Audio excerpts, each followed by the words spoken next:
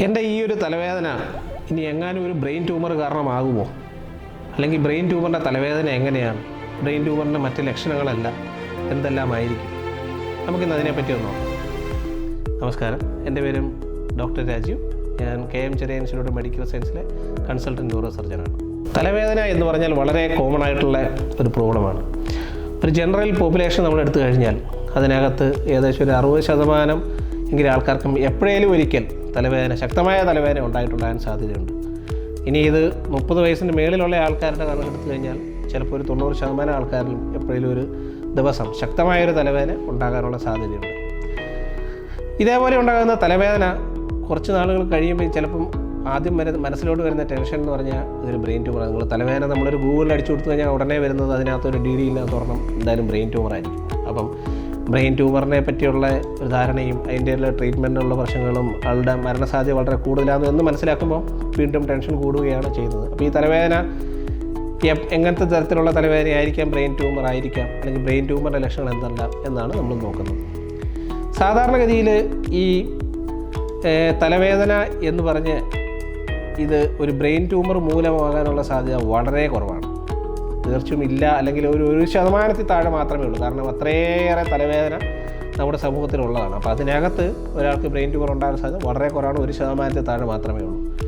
പക്ഷേ ഒരു brain tumour ഉള്ള ഒരാൾക്ക് തീർച്ചയായിട്ടും തലവേദനയായിട്ട് പ്രസൻറ്റ് ചെയ്യാനുള്ള സാധ്യത ഒരു 30% തൊട്ട് ഒരു 50-60% വരെ ഉള്ള സാധ്യതയുണ്ട്.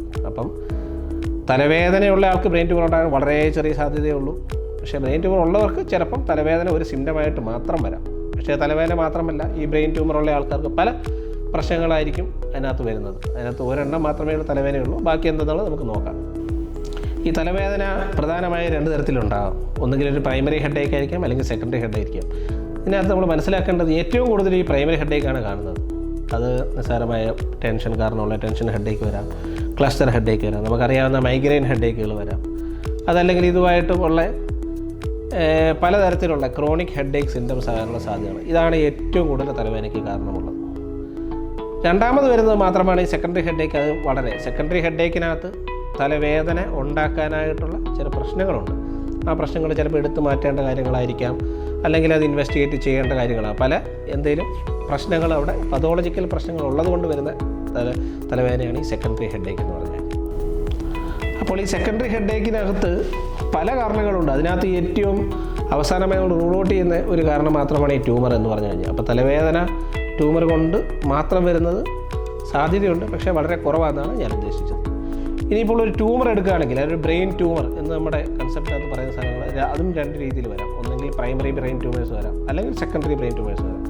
പ്രൈമറി ബ്രെയിൻ ട്യൂമേഴ്സ് എന്ന് പറയുമ്പോഴേക്കും തലയോട്ടിക്കകത്ത്, അല്ലെങ്കിൽ തലച്ചോറിൽ നിന്നോ, അല്ലെങ്കിൽ തലച്ചോറിൻ്റെ കവറിങ്ങുകളിൽ നിന്നോ, അല്ലെങ്കിൽ തലച്ചോറുകളിൽ നിന്നുണ്ടാകുന്ന ഞരമ്പുകളിൽ നിന്നോ, അല്ലെങ്കിൽ ഈ പറഞ്ഞ തലയോട്ടിയിൽ നിന്നോ ഉണ്ടാകുന്ന അകത്തോട്ട് തുടങ്ങുന്ന വലുപ്പം വരുന്ന ട്യൂമറുകളാണ് പ്രൈമറി ബ്രെയിൻ ട്യൂമർ എന്ന് പറഞ്ഞാൽ. സെക്കൻഡറി ബ്രെയിൻ ട്യൂമർ എന്ന് പറഞ്ഞു കഴിഞ്ഞാൽ വേറെ എവിടെയെങ്കിലും മുഴകളുണ്ടായിട്ട് അതിൽ നിന്ന് സ്പ്രെഡായി തലച്ചോറിലോട്ട് വരുന്നത്, അല്ലെങ്കിൽ തലയോട്ടിക്കുള്ളിലോട്ട് വരുന്നതാണ്. അതിനാണ് മെറ്റാസ്റ്റാസിസ് എന്ന് പറയുന്നത്, സെക്കൻഡറി ബ്രെയിൻ ട്യൂമേഴ്സ് എന്ന് പറയുന്നത്. ഇനി അഥവാ ഈ പ്രൈമറി ആയാലും സെക്കൻഡറി ബ്രെയിൻ ട്യൂമേഴ്സ് ആയാലും അത് തലയോട്ടിക്കകത്ത് അതിൻ്റെ സൈസ് വലുതാകുന്നത് കൊണ്ടാണ് നമുക്കുണ്ടാകുന്ന ബുദ്ധിമുട്ടുകൾ. അപ്പോൾ അങ്ങനെ നോക്കുകയാണെങ്കിൽ നമുക്കുണ്ടാകുന്ന ബുദ്ധിമുട്ട് ഒന്നായിരിക്കും തലവേദന. കാരണം എന്ന് പറഞ്ഞു കഴിഞ്ഞാൽ ഈ സൈസ് വലുതാകുമ്പോഴേക്കും പെയിൻ സെൻസിറ്റീവായുള്ള ഞരമ്പുകളും കവറിങ്ങുകളിലും സ്റ്റിമുലേറ്റ് ചെയ്യുമ്പോഴാണ് ഈ തലവേദന ഉണ്ടാകുന്നത്. പിന്നെ അതേപോലെ തന്നെ ഈ ട്യൂമറുകൾ കാരണം ഒരിക്കലും തലവേദന മാത്രമാകണം നിർബന്ധമില്ല.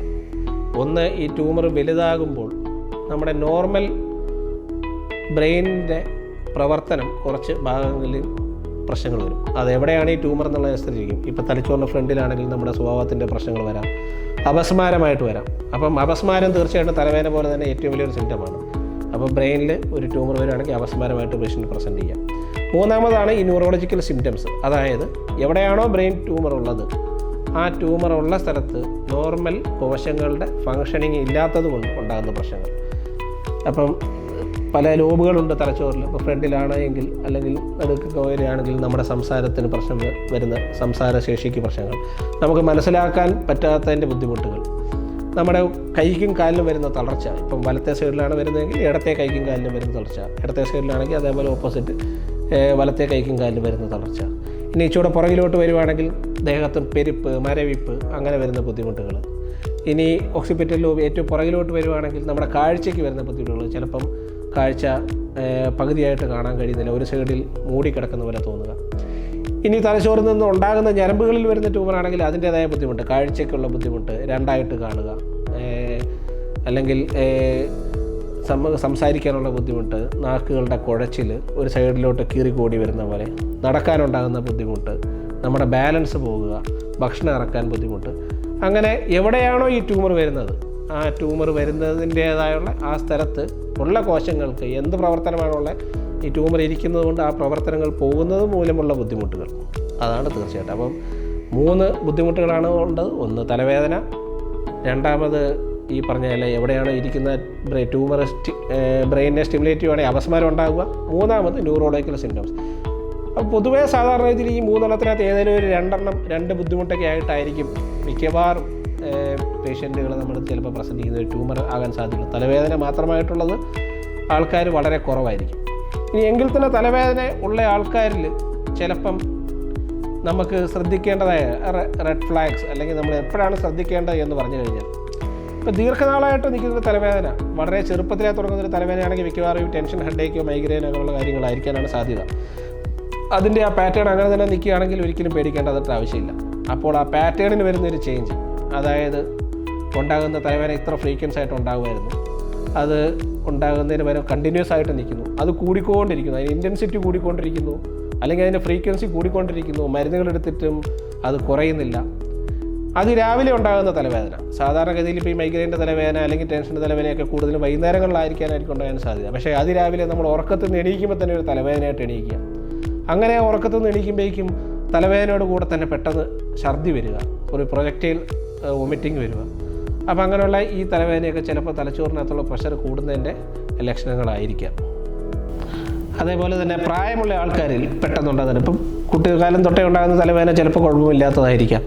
പക്ഷേ ഒരു പ്രായം കഴിഞ്ഞിട്ട് 30 വയസ്സ് 40 വയസ്സ് കഴിഞ്ഞതിന് ശേഷം പെട്ടെന്നുണ്ടാകുന്നൊരു തലവേദന, ആ തലവേദന കുറച്ച് ദിവസം നീണ്ടു നിൽക്കുക. അപ്പോൾ ഇങ്ങനെയുള്ള ഈ തലവേദനയ്ക്ക് വരുന്ന മാറ്റങ്ങൾ, നേരത്തെ ഉള്ള തലവേദനയ്ക്ക് വരുന്ന മാറ്റങ്ങളോ, അല്ലെങ്കിൽ പുതിയ സിംറ്റംസ് ഉണ്ടാകുക, അല്ലെങ്കിൽ അപസ്മാരം വരിക, അല്ലെങ്കിൽ വേറെ എന്തെങ്കിലും ഡെഫിസിറ്റ് വരിക, അല്ലെങ്കിൽ പുതിയതായിട്ട് ഒരു കാരണമില്ലാതെ ഉണ്ടാകുന്ന തലവേദനയൊക്കെയാണെങ്കിൽ തീർച്ചയായിട്ടും ഈ തലവേദന നമ്മൾ ഇവാലുവേറ്റ് ചെയ്യണം. ആ ഇവാലുവേറ്റ് ചെയ്യുന്നതിന് നിങ്ങളൊരു ന്യൂറോളജിസ്റ്റിനെ തീർച്ചയായിട്ടും കാണണം. അങ്ങനെ കണ്ട് അത് ആ തലവേദന പേടിക്കേണ്ടതായുള്ള പ്രശ്നങ്ങളൊന്നും അല്ല എന്ന് നമ്മൾ ഉറപ്പുവരുത്തണം. അതല്ലാതെ ആ തലവേദനയും കൊണ്ട് ദീർഘനാൾ കണ്ടിന്യൂ ചെയ്ത് കഴിഞ്ഞാൽ ചിലപ്പോൾ വേറെയുള്ള പ്രശ്നങ്ങൾ വരുമായിരിക്കും സാധ്യത കൂടുതൽ. അപ്പോഴത്തേക്കും അതിനകത്ത് എന്തെങ്കിലും മുഴ കൊണ്ടാണ് വരുന്നതെങ്കിൽ ആ മുഴ വലുതാകാനുള്ള സാധ്യതയും ഉണ്ട്. എപ്പോഴും പറയുന്നത് സ്റ്റിച്ചിങ് ടൈം സേവ്സ് നെയിം എന്നാണ്. അപ്പം മുളയിലേ നുള്ളിക്കഴിഞ്ഞാൽ എളുപ്പമായിരിക്കും എന്നാണ്. അത് വലുതായ ട്യൂമറിനെ എടുക്കുക തീർച്ചയായും ബുദ്ധിമുട്ടുള്ളതായിരിക്കും, കൂടുതൽ പ്രശ്നങ്ങൾ ഉണ്ടാകാൻ സാധ്യതയുണ്ട്. നേരത്തെ തന്നെ അത് എടുക്കുക എന്നുള്ളത് തന്നെയാണ് അതിനകത്തുള്ള ട്രീറ്റ്മെൻറ്റ്. നേരത്തെ തന്നെ കണ്ടുപിടിക്കുക, അല്ലെങ്കിൽ ഈ തലവേദന പ്രശ്നങ്ങൾ വേറെ പ്രശ്നങ്ങൾ കാരണങ്ങളൊന്നും അല്ല എന്ന് ഉറപ്പുവരുത്തുക എന്നുള്ളത് വളരെ ഇമ്പോർട്ടൻ്റ് ആണ്. അപ്പോൾ ഇതേപോലെയുള്ള ഈ തലവേദനയുടെ ഫർദർ ഇവാലുവേഷനും അതിൻ്റെ ഉള്ള പരിശോധനകളും അതൊക്കെ പറഞ്ഞു കഴിഞ്ഞാൽ ദീർഘമായൊരു വീഡിയോ ആയി പോകും. ട്യൂമറുകളുടെ ട്രീറ്റ്മെൻറ്റ് ഓപ്ഷൻസ്, അതിൻ്റെ സർജറിയൊക്കെ വളരെ ദീർഘമായി സംസാരിക്കേണ്ട കാര്യങ്ങൾ. അപ്പോൾ അതിലോട്ടൊന്നും ഞാൻ കിടക്കുന്നില്ല. അപ്പം ഒരുപക്ഷെ ഈ തലവേദന എങ്ങനെ ഇവാലുവേറ്റ് ചെയ്യണം എന്നുള്ള കാര്യങ്ങൾ മാത്രമാണ് ഞാൻ പറഞ്ഞത്. അപ്പോൾ ഇങ്ങനെ ഒരു തലവേദന ഉണ്ടാവുകയാണെങ്കിൽ തീർച്ചയായിട്ടുള്ളൊരു ഡോക്ടറെ പോയി ഉടൻ തന്നെ കാണണം എന്ന് അഭ്യർത്ഥിക്കുന്നു.